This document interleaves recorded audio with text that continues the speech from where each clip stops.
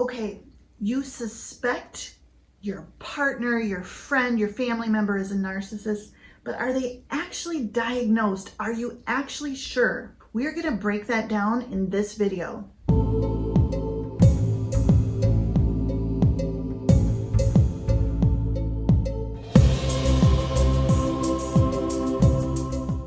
Hey there, I'm Dr. Melissa. I'm a trauma expert and top doctor, and in this video and on this channel, I help you identify the narcissists in your life, to identify how they have impacted you, and then turn that trauma into gold, becoming stronger and more powerful than you ever were before. Today we're talking about how do you know if this person is actually a narcissist? Because I'm active on so many platforms, responding to so many people, working with so many victims, I hear this question a lot. You know, someone will say, well, he has this criteria, but how can I be sure he's not been diagnosed? Or someone else will say, well, you know, she meets these criteria, but I just don't know. And I want to say, because I predominantly talk about covert or vulnerable narcissists. Those are very difficult to be diagnosed because they know that their feeling of exaggerated self-importance, their entitlement, their exploitative behaviors are negative and harmful, so they don't reveal those to therapists. If you took one of them to a therapist or a psychiatrist, they're not likely to sit there and say, yep, I have these criteria on this checklist, I guess that's me. No, they're going to paint this whole story. They've been painting this story since early childhood of who they are and the way they show up in the world. They've painted this picture that they are a good person, they're a good partner, they're a good friend, they're helpful, they're charming, they're likable. And that is the story that they are going to stick with, because that's the story they actually believe. They believe that to be true. So when they're going to the therapist or the psychiatrist, they're not lying. Now, what they're saying is not the truth, but they're not lying because they actually believe it to be true. Do you understand the difference there? What they're saying is not true, hence technically lying, but they aren't sitting there in a calculated way saying, I'm going to tell the therapist these things so I can make it look like I'm not the narcissist. No, they don't think like that. They actually believe the false narrative that they show the world about themselves, that idealized self. They believe that that is true. So it's very unusual for a covert narcissist to have an official diagnosis. That said, they still exist. We know they exist in the population around, but narcissism in general makes up, 8 or 10% of the population. The overt narcissists, about 3/4 of them are men.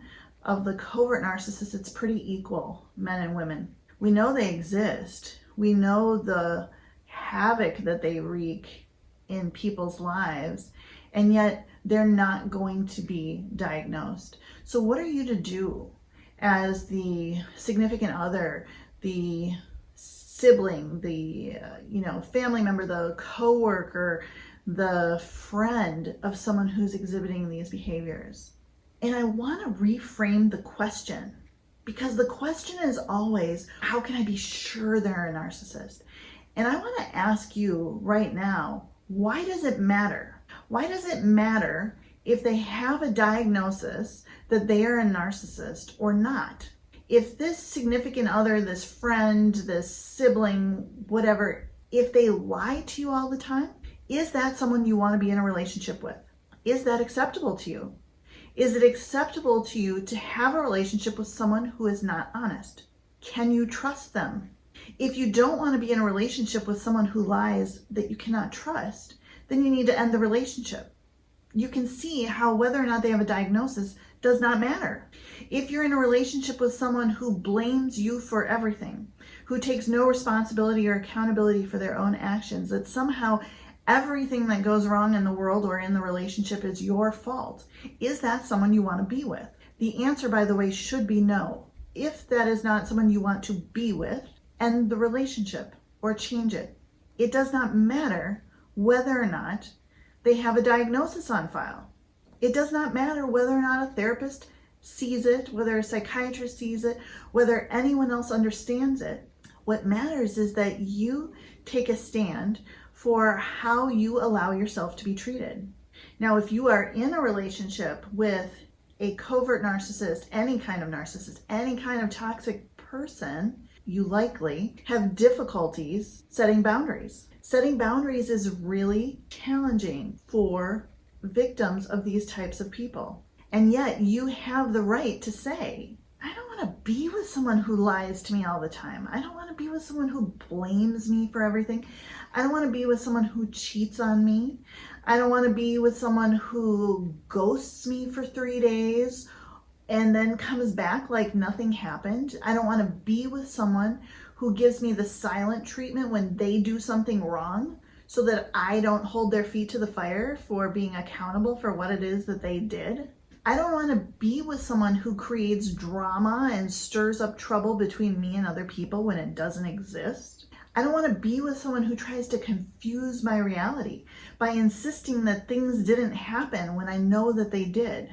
I don't want to be with someone who gives like these amazing, great apologies, the false apology, because the reality is they're never going to change their behavior. Their actions don't fit their words. I don't want to be with someone who does future faking, who, makes promises or grand gestures of how things are going to be different or better in the future, promises a trip that we're never going to take, or, some sort of a celebration meal that we're never going to have. If I don't want to be with someone who treats me like that, I have every right to end that relationship, to say, I deserve better. You deserve better. You deserve better than someone who projects their inadequacies at you. You deserve better than someone who deflects the attention away from them harming you to make it about you. You deserve better than someone who blames you for things that they are actually responsible for. You deserve better than someone who is trying to confuse and destabilize you to make you weak enough to stay, because that's what they're doing. So if you're experiencing those behaviors, those tactics, those techniques, does it matter if they are diagnosed a covert narcissist, a regular narcissist, any other toxic personality type? No, of course not. It doesn't matter. You deserve more than that.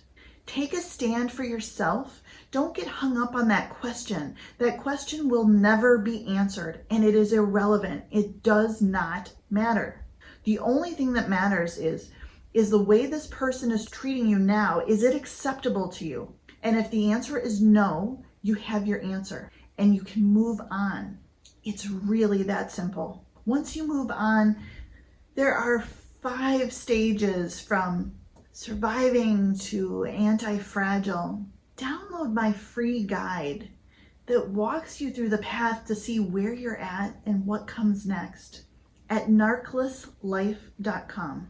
If you've liked this video, if this has really rang true for you, click subscribe, click that notification bell, share it with a friend or a family member who needs to hear this message. There are a lot of people in the world that are hurting. And like throwing starfish back into the ocean, I wish to help each and every one. I'm Dr. Melissa, and I'll see you in the next video.